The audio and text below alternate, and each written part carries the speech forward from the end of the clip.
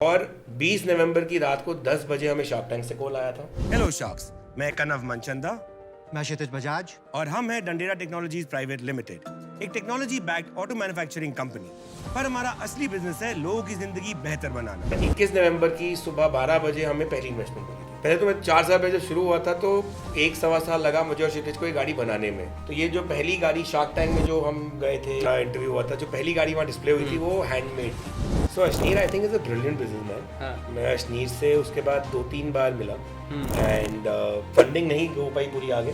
Shark tank में जो deals होती हैं वो प्रिलिमिनरी होती हैं। It's a deal sir. Alright. Good one. Congratulations. Thank you so much. Thank you so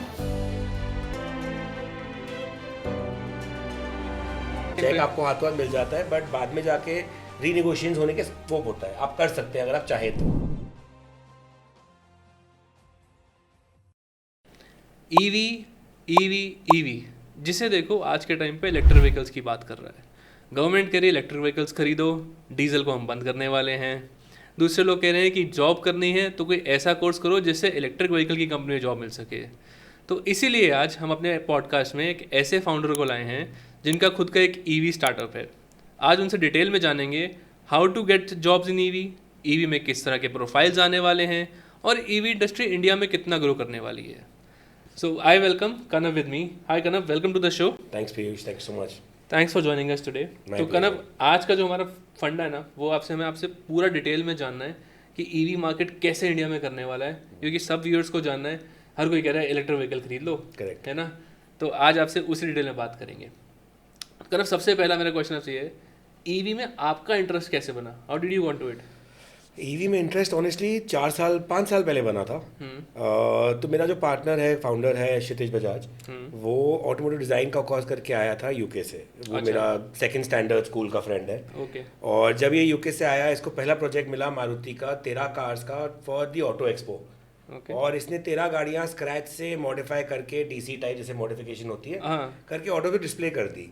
तब इसके बाद ना वर्कशॉप था ना कोई शोरूम था। हाँ। ऑर्डर ले आया। मैंने कहा यार इस लड़के में कुछ तो दम है, कुछ तो सोच के आया है, हाँ, right. कुछ तो इसने सीख के आया है। वहाँ से मेरा इसके साथ बिजनेस में थोड़ा टाई अप स्टार्ट हुआ, जहाँ हमने एक दूसरे को सपोर्ट किया, जहाँ मैं कर सकता था मैंने किया, बाकी 90% उसी का था। अच्छा। और 10 साल वो फिर ऑटोमोटिव में ही लगा रहा। Okay. मैंने उस दौरान अपना मैन्युफैक्चरिंग किया, कंस्ट्रक्शन किया, हॉस्पिटैलिटी किया। 4 साल पहले मेरे पास आया और इसने बोला कि मैंने एक इलेक्ट्रिक ट्रैक्टर बना दिया है जो चेक रिपब्लिक में एक्सपोर्ट हो रहा है। अच्छा। एंड वहाँ तक उससे 1 साल पहले तक, क्योंकि ये बहुत सारी OEMs के लिए ईवी के पार्ट्स मंगवा रहा था, बैटरीज मंगवा रहा था, मोटर कंट्रोल मंगवा रहा था। तो उस दौरान हम और ये बात करते रहते थे कि यार इस फील्ड में आके कुछ काम करना चाहिए। बट उस टाइम पे वी फील इंडिया में या वर्ल्ड में भी ना ईवी बहुत नेसेंट स्टेज में था। ओके। उस टाइम में इतनी Right. डेवलपमेंट्स नहीं आई थी, हाँ. इतनी आसानी नहीं थी ईवी बनाने में। और हम ये बहुत श्योर थे कि कुछ करेंगे तो ऐसा करेंगे जो नॉर्मल से अलग हो। लाइक मैंने अपनी 15-20 साल के करियर में यही सीखा है कि जब तक आप कोई प्रॉब्लम नहीं सॉल्व कर रहे हो तब तक आप लॉन्ग रन के लिए नहीं देख रहे हो। राइट। आप अगर कुछ भी नए सेक्टर में एंटर करना चाहते हो तो आपको ये जानना बहुत ज़रूरी है कि इस सेक्टर में दिक्कतें क्या हैं। कई बार इंसान को खुद भी नहीं पता हो क्या दिक्कत झेल रहा है। आप आदत पड़ जाती है, कहते हो मैंने ऐसे ही जाना है तो मैं मुड़ के ही जाता हूँ। राइट। अब आपको नहीं पता वो दिक्कत है, बट एक्चुअली दिक्कत है और मैं सॉल्व कर दूंगा तो वो चीज़ तेज़ी से हो जाती है। यहाँ से ईवी का ख्याल आया था कि यार EV is the future for the next 10 years. आगे 10 साल तक हमें लगता है सिर्फ ईवी ही ग्रोथ ही करती रहेगी और उसके बाद भी स्टेबल होके अपने जगह बना लेगी। This will become normal for people. This will become normal for people, Right. Exactly. तो इसलिए ईवीज वाज वेरी सर्टेन कि ईवी में जाना चाहिए। स्टार्ट हमने किया था 2 व्हीलर से। अच्छा। कि एक पैसेंजर 2 व्हीलर बनाते हैं, उसको कोरियर भी बना लेंगे, पीछे मॉड्यूलर बना लेंगे, डिज़ाइन रिज्यूम बनाया। फिर देखा यार चाइना से बहुत इंपोर्ट हो रहे हैं, बहुत सारे कंपनी, जैसे आपने बताया हर आदमी ईवी में आ रहा था। हाँ। तो पिछले उस 4 साल पहले तो मतलब एक ही फील्ड थी, 2 व्हीलर बना लो, पार्ट्स ले आओ, यहाँ असेंबल करो, बेचना शुरू कर दो। एट द एंड बचना कुछ नहीं था और इनोवेशन नहीं था। हाँ। फिर फिर हम उससे गए 3 व्हीलर्स पे। 3 व्हीलर ने कहा पैसेंजर बनाते हैं। ओके। पैसेंजर में ध्यान आया यार पैसेंजर के लिए ना जो कस्टमर को जिसने खरीदना होगा वो ब्रांड रिकग्निशन मांगता है। वो आज भी कहेगा मुझे बजाज लेना है, बजाज का ऑटो लेना है मुझे, चाहे सस्ता हो महंगा हो फर्क नहीं, पर वो बजाज 70 साल से बिक रहा है, बजाज भी आज वही चाहिए हमें। वही चाहिए। तो हमने फिर सोचा यार अच्छा B2B में चलते हैं जहाँ पे सिर्फ ब्रांड नहीं आएगा, बट अगर हम कुछ नया लाके कुछ ऐसी चीज लाएं जो लोगों को एक्चुअली एक्साइट करे कि हाँ यार Right. ये हमने 1 साल रिसर्च किया था। ओके। जब ये थॉट आया था कि हम ईवी 3 व्हीलर कार्गो बनाएंगे, अच्छा। तो मैं जितने एग्रीगेटर्स, जितने आपके OEM players, e commerce players, Flipkart, Amazon, आप जितने नाम ले लो, सबके पास मैं गया था। मैं 1 साल सिर्फ रिसर्च किया, मैंने और क्षितिज ने। अच्छा। हमने उनसे पूछा क्या दिक्कतें हैं यार, आपको गवर्नमेंट भी कह रही है ईवी लो, हाँ। आपको पुश भी मिल रहा है, इंसेंटिव भी मिल रहा है, अमेजोन कह रहा है मुझे 2020-30 तक सारी गाड़ियाँ ईवी करनी है। हाँ। वो तब भी आइस पे थे, मतलब ईवी शिफ्ट क्यों नहीं कर रहे? हाँ। तो उन्होंने लिस्ट ऑफ प्रॉब्लम बताई कि रेंज एंग्जाइटी है, लोड कैरिंग नहीं होता, Okay. 3 व्हीलर टिल्ट करता है, वगैरह वगैरह। उससे हमारा बेस स्टार्ट हुआ था। वहां से हमने डिसाइड किया ठीक है अब एक ऐसी गाड़ी बनाएंगे जो ये सारी प्रॉब्लम सॉल्व करेंगी, प्राइस रेंज सेम रखेंगे और इस मार्केट को एक्चुअली डिस्टर्ब करेंगे। तो ऑटोवा का जन्म वहां से हुआ था। हमने ये सोचा कि ये जो 3 व्हीलर का डिजाइन है ये 70 साल से चल रहा है। पियाजो ने 70 साल पहले एक डिजाइन बनाया था, हाँ। जो आज सब कॉपी पेस्ट सब कॉपी पेस्ट करते हैं। किसी भी आदमी ने उस डिजाइन को चेंज करने नहीं सोचा। हमने शुरुआत वहीं से करी। हम ये चाहते हैं कि जो हम डिजाइन लेके आए हैं, जो अब नया 3 व्हीलर आ रहा है, ये अगले 70 साल 3 व्हीलर्स के ये एक तरह से चलेगा। डिजाइन करेगा या डेवलप करेगा। तो इस तरह ऑटोवा का जन्म हुआ था ऑनेस्टली। तो अच्छा, जब शुरू हुआ था 4 साल पहले, राइट, तब आपने ये सब सोचा, आपने रिसर्च करी। 4 साल पहले का विजन और आज का विजन, 4 साल काम करने वाले इंडस्ट्री में, उसमें क्या डिफरेंस है? विजन में डिफरेंस नहीं है, आई फील जर्नी में बहुत डिफरेंस था। अच्छा। बहुत मेहनत करनी पड़ी, बहुत दिक्कतें आई। एक टाइम पे हमने सोचा था हम अपनी खुद की फैक्ट्री लगाएंगे 2 साल पहले। हाँ। पहले तो मैं 4 साल पहले जब शुरू हुआ था तो 1-1.25 साल लगा मुझे और क्षितिज को ये गाड़ी बनाने में। तो ये जो पहली गाड़ी शार्क टैंक में जो हम गए थे, हाँ। और हमारा इंटरव्यू हुआ था, जो पहली गाड़ी वहाँ डिस्प्ले हुई थी वो हैंडमेड थी। वो क्षितिज और मैंने रात भर बैठ के हैंडमेड बनाई है पुणे में एक वर्कशॉप पे। क्या आप बात कर रहे हो? एंड बहुत मज़ा आया था। गाड़ी ठोक रहे, 4 बजे स्क्रू लगा रहे हैं। अपने बहुत वीडियोस बनाई कि किसी ज़माने में आगे जाके वीडियोस हाँ, right, कहीं देखेंगे। दिखाएंगे लोगों को, क्योंकि देखो 4 बजे तक तो लगे हुए हैं मुंडू बन के और काम कर रहे हैं। तो वो गाड़ी हाँ बहुत मेहनत और बहुत उससे बनी। और उस टाइम के बाद जब वो गाड़ी डिस्प्ले हो गई शार्क टैंक में, बहुत इंटरेस्ट आया, बहुत PR मिला। हाँ। लोगों ने कहा अच्छा हम इन्वेस्टमेंट करेंगे, ये होगा वो होगा।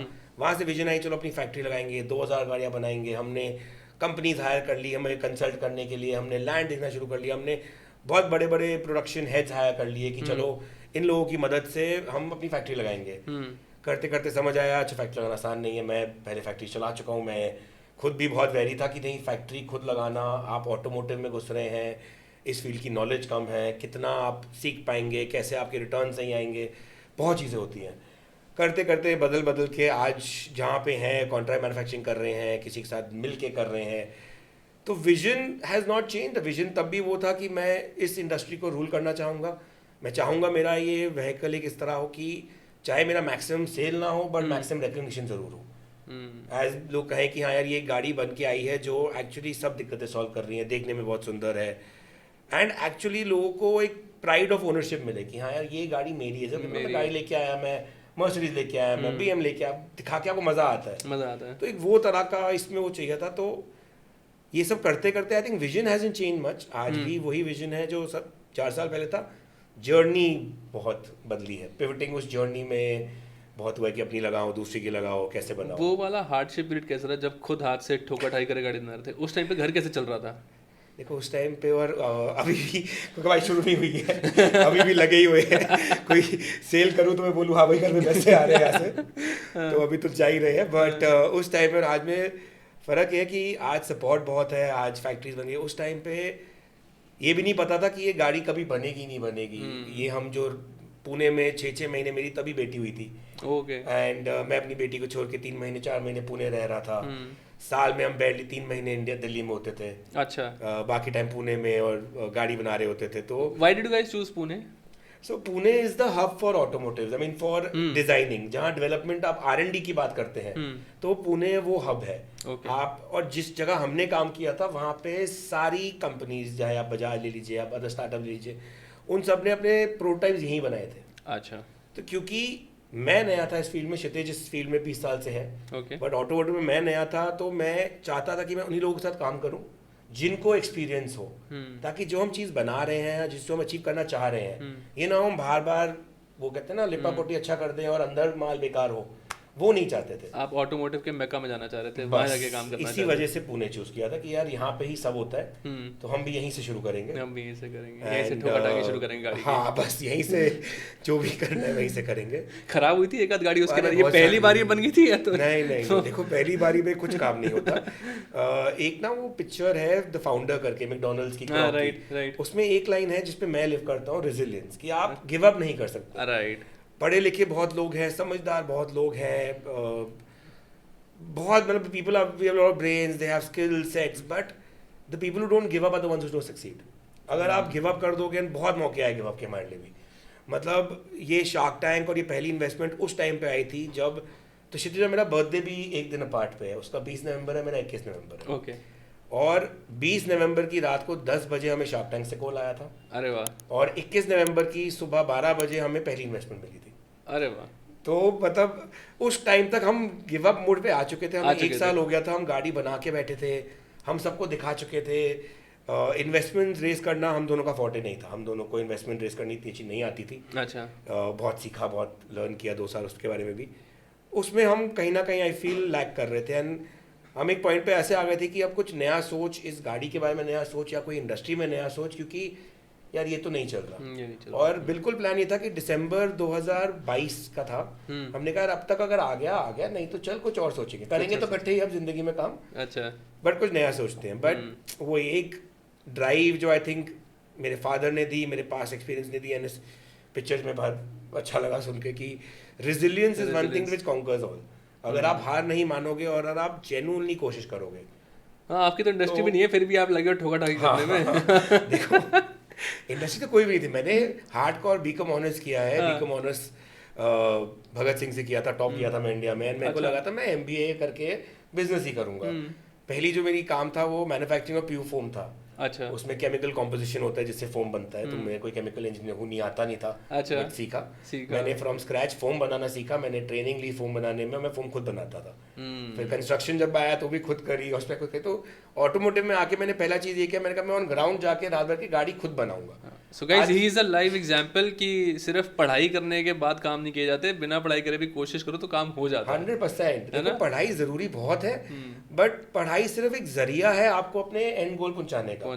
वहां पहुंचने के लिए आपको बहुत कुछ सीखना पड़ेगा। ऑन ग्राउंड जो स्किल्स होती है, जो हम एक्सपीरियंस कहते हैं, you can not replace experience with any kind education. Right. वो ऑन ग्राउंड जो आप सीख लेते हो, अगर मैं मानता हूँ मुझसे बहुत ज़्यादा समझदार लोग हैं ऑटोमोटिव में जो पढ़े लिखे हैं, जिन्होंने फील्ड में रिसर्च करी है, बट हाँ मेरी गाड़ी के बारे में मुझे एक एक पुर्जा पता है, कौन सा लगा है, क्यों लगाया है, कितनी बार गाड़ी टूटी, वो फ्रंट फॉक क्यों हिल रहा था, वॉबल क्यों करती है गाड़ी, ये सब सीख लिया था। सीख लिया आपने, वेरी गुड। अच्छा, अब एक्सपीरियंस पे आ जाते हैं जी। तो अभी आपने शार्क टैंक का नाम लिया, हाँ जी। वहाँ का एक्सपीरियंस बताओ, वो कैसा था? शार्क टैंक का एक्सपीरियंस ऑनेस्टली लाइफ का सबसे चेंजिंग पिवटिंग मोमेंट था। अच्छा। जैसे मैंने बताया कि जब ये कॉल आया था फाइनल वाला, तो शार्क टैंक यूएस वाला मैं देखता था, फॉलो करता था बहुत शौक से, बहुत इंटरेस्ट था मुझे, मेरी वाइफ को। तो जिस वक्त ये इंडिया का पहला आया तो मेरी वाइफ ने कहीं आई थिंक सोनी लिव के ऐप पे देखा और कहती है शार्क टैंक इंडिया आ रहा है, तुम्हें अप्लाई करना चाहिए तुझे और क्षितिज को। अच्छा। मेरे को लगा मजाक कर रही है, मैं कहाँ शार्क टैंक में नहीं होगा, कभी सोचा भी नहीं उस लेवल पे, हम बिजनेसमैन आदमी बिजनेस करेंगे, चलो प्रोडक्ट बनाएंगे, बट पीआर करना, मीडिया में आना सोचा ही था। तो हमने कहा चलो shark tank is a good idea, let's apply for it. Apply किया। शार्क टैंक के 13 पेज का एक क्वेश्चनर आता है। अच्छा। जो भरने में 3 हफ्ते लगे थे, जिसमें मैंने सिर्फ एक क्वेश्चन का आंसर थे, बाकी मेरी वाइफ ने भरा था। सच बताऊं तो 13 पेज का क्वेश्चन और उसको भरने में 2 हफ्ते लगे। क्या लगेंगे? लाइक इतने डिटेल क्वेश्चंस पूछते हैं और वो आपसे विजन के क्वेश्चन पूछते हैं, वो चाहते हैं कि आप उनको एक्साइट करो। हाँ। सो उनके लिए टीआरपी है। हाँ, एग्जैक्टली। उनका यस मतलब है कि आप पैसे कमाओ, आप फंडिंग लाओ एंड ऑल दैट, बट उनका मेन गेम क्या है? TRP. So they are looking for something interesting where they see हाँ यार ये ऑडियंस को मजा आएगा सुनने में। मतलब बिजनेसमैन को नहीं, कॉपीराइटर से लिखवाना पड़ेगा। हाँ, मतलब कंटेंट राइटर है अभी उसके साथ का। वो करवा के फिर हमारे वीडियो इंटरव्यूज हुए, वो करे। फर्स्ट राउंड वीडियो इंटरव्यू था, सेकंड राउंड आता है इनका मॉक इंटरव्यू जो दिल्ली में कराया लोगों ने। अच्छा, ये कोई और लोग ले रहे होते हैं पहले राउंड? जी, सोनी की टीम ले रही होती है सर। अच्छा। They just do preliminary rounds, क्या वीडियो भेजो, आप फॉर्म भेजो, फॉर्म भरा, वीडियो भेजा, फिर एक मॉक इंटरव्यू होता है जहाँ सोनी के कुछ रिप्रेजेंटेटिव्स आते हैं, वो इंटरव्यू लेते हैं। अच्छा। एंड उसके बाद अगर आप वहाँ पे सिलेक्ट हो जाओ तो आपको बॉम्बे बुलाते हैं for the final show. The final show is all real. मैं होके आया हूँ, मैं बताना चाहूँगा कि इट्स ऑल रियल। आपको एक बार आप एंटर कर जाओ, उस एक रूम बनाया होता है जहाँ आपके 5 शार्क सामने बैठे हुए हैं, एक बार आप एंटर कर जाओ तो कोई कट नहीं है, कोई रीटेक नहीं है, आपको टाइम मिलता है, हमें अराउंड अबाउट 50-55 मिनट मिलते हैं अंदर। अच्छा, दिखाया 10 मिनट ही गया था। हाँ राइट। एंड वो पूरी डिस्कशन होती है डिटेल में कि आपके प्रोडक्ट क्या बनाया, क्या विजन है। मतलब मुझसे तो नहीं पूछा गया था कि प्रॉफिटेबिलिटी क्या आ रही है, लैंड किसकी ले रहा है, हाँ। कुछ दिखाया भी था उस पर कि Right. क्या मैंने बोला क्या नहीं बोला। बट उससे जो पीआर मिलती है वो आपकी पूरी इंडस्ट्री बदल देती है। हाँ हम ऑटोमोटिव में आए थे, हम स्टार्टअप थे, तो बहुत बड़े जो सप्लायर्स होते हैं वो स्टार्टअप के साथ काम करने में बहुत इंटरेस्टेड नहीं होते, क्योंकि उनको चाहिए वॉल्यूम। जैसे आपकी बजाज, होंडा, जितने बड़े बड़े ऑटोमोटिव हैं, हाँ। इनके नंबर गेम बहुत हाई है। तो हम स्टार्टअप जाके बोलते हैं हमें 50-100 गाड़ी बनानी है महीने की, तो उनको वायबिलिटी नहीं आती कि वो प्रोडक्ट बनाए हमारे लिए, तो वो इसलिए इंटरेस्ट कम आता है। शार्क टैंक में आने के बाद मुझे सामने से किसी का फोन आता था कि अच्छा आप बना रहे हैं, हम आपको पार्ट सप्लाई कर सकते हैं क्या। तो it open doors which we were not able to open without them. Right. So जो पीआर मिलता है, आई थिंक वो पीआर आप खरीद नहीं सकते। अगर आपका एक ऑनेस्ट प्रोडक्ट है, एक जेन्युइन आप डिमांड के साथ जा रहे हैं, आप सिर्फ पीआर के लिए जा रहे हैं। हम गए थे बहुत जेन्युइनली आउटरीच के लिए, हम मीडिया के लिए नहीं गए थे, हम एक्चुअली इन्वेस्टमेंट उठाने गए थे। राइट। एंड अगर आप उस मोटिव से जा रहे हैं, आई थिंक आपको बहुत बहुत रिकग्निशन मिलती है। लाइक मैं 1 साल तक लोग मुझे रास्ते में मिलके कहते थे फोटो खिंचवा लूं, मेरे साथ खिंचवाने किसने आते मांगी नहीं, please come and get a photo click here. So 1 साल वो रिकग्निशन मिला। एंड आज भी जैसे हमें 9000 मेल्स आई हुई हैं इंटरेस्ट की कि हमें डिस्ट्रीब्यूशनशिप चाहिए, गाड़ियां चाहिए। अच्छा, जो हम अभी तक सिर्फ उनको रिप्लाई ये कर रहे हैं कि we are coming back to you, we are coming back to you. Okay. क्योंकि अभी तक भाई सेल स्टार्ट नहीं हुई, फैक्ट्री लग रही थी, टाइम लगा, राइट। बहुत कुछ हमने सीखा इस जर्नी में, टाइम एक्स्ट्रा लगता ही है। तो करते करते दी PR and again the PR and the media coverage you get is unparalleled. So for that I would say yes, Shark Tank, I am indebted to it forever. बहुत बहुत अच्छा reach है, apply करना चाहिए हर स्टार्टअप को, हर एक इंसान को जो चाहे फंडिंग रेस कर रहा है नहीं कर रहा, बट इस शो में जाके इतना सीखने को मिल जाता है और इतना PR मिल जाता है कि वैल्यू निकल जाती है। वैल्यू निकल जाती है। अच्छा, शार्क टैंक में आपको फंडिंग भी मिली थी, Ashneer funded in your startup, right? So how was the experience working with Ashneer post that? So Ashneer I think is a brilliant businessman. मैं अशनीर से उसके बाद 2-3 बार मिला एंड फंडिंग नहीं हो पाई पूरी आगे। अच्छा। सो शार्क टैंक में जो डील्स होती हैं वो प्रिलिमिनरी होती हैं, मतलब यस आपको चेक मिल जाता है, आप चेक तो दे देते हैं उसी टाइम पे, चेक आपको हाथों हाथ मिल जाता है, बट बाद में जाके रीनेगोशिएशन होने के स्कोप होता है, आप कर सकते हैं अगर आप चाहे तो। अच्छा। तो वापस जाके हम दोनों रीनेगोशिएट किया, मैंने भी और अशनीर ने भी। अच्छा, ओके। और जैसे उस टाइम मैंने शार्क टैंक में भी कहा था कि हमारे पास ऑलरेडी एक इन्वेस्टर था ऑन बोर्ड, जिसने हमें पहले भी सपोर्ट किया था, आगे का जर्नी का सपोर्ट मिला हुआ था। तो इसी वजह से अशनीर ऑन बोर्ड नहीं आ पाए। हाउएवर उनके ना आने के बाद भी उन्होंने बहुत इंसाइट्स दिए, उनसे मीटिंग्स हुई, उन्होंने अपने कुछ एडवाइजेस दिए जो मुझे पिवटिंग करने में मुझे मदद भी करा, मैंने उनकी कुछ मानी भी। अच्छा। बट हाँ, इन्वेस्टमेंट पॉइंट ऑफ व्यू में हमने ना लिया ना उन्होंने किया। ऑफलाइन डाटा अशनीर ने जैसे वो सबको टीवी पे डांटते रहता है। देखो मैं अशनीर को तो बहुत अच्छा मानता हूँ, लोग कहते हैं कि अशनीर बहुत स्ट्रिक्ट है, बहुत रूड था एंड ये सब, बट आई थिंक वो एक जेन्युइन बिजनेसमैन है। मतलब जब मैं उससे वन मिला उसके ऑफिस में, तो मुझे वो जेन्युइनली बहुत नंबर्स गाय लगा, और मैं भी बहुत नंबर्स गाय हूँ, मुझे नंबर्स बहुत पसंद है। तो मुझसे कोई ये बोले कि यार मुझे नंबर्स दिखा, मुझे नंबर्स एक्सप्लेन कर, मुझे लगता है ये आदमी जेन्युइन है, इसको पता है। And more often than not जो बोलता भी था वो ये कहता था कि उसके हिसाब से ये चीज़ नहीं चलेगी। तो वो आपको गाइड कर रहा है कि देखो आप मेहनत भी कर रहे हो, एफर्ट भी लगा रहे हो, राइट। बट अगर वो आइडिया, कई बार क्या होता है आइडिया अच्छा भी है, प्रॉब्लम भी सॉल्व कर रहा है, but economically doesn't make sense, आप उसमें पैसे नहीं कमा पाओगे या स्केल नहीं कर पाओगे। हाँ। अगर वो भी नहीं हो पाएगा तो चाहे जितना मर्जी अच्छा आइडिया क्यों ना हो, it's not good enough for business. Right. And I feel he is just an honest business guy. थोड़ा क्रूड है, दिल्ली वाला है, हम भी होते हैं थोड़े से। अब देखो क्यों झूठ बोले। बट हाँ, I think he is a very nice guy, he is a sharp businessman, and that's all I know about him. अच्छा, एक क्वेश्चन है from the generic startup community, right? जो पहले फंड रेस करके गए थे आप, है ना, शार्क टैंक में पहले, उसमें कितनी मेहनत लगी थी? जैसे मैंने बताया पीयूष, उसमें तो इतनी मेहनत लगी थी कि गिव अप हो चुका था, गिव अप हो गया था। मतलब आंसू निकल चुके थे। हमने कहा था भैया सब कोशिश कर ली है, गाड़ी भी बना ली, अच्छी बना ली, बन भी जाएगी, बिक भी रही है, ऑर्डर भी है, पैसे नहीं मिल रहे। तो it was very difficult, I would be very honest in that. And fund raising as I said was not my forte, तो हम तो बहुत रोए।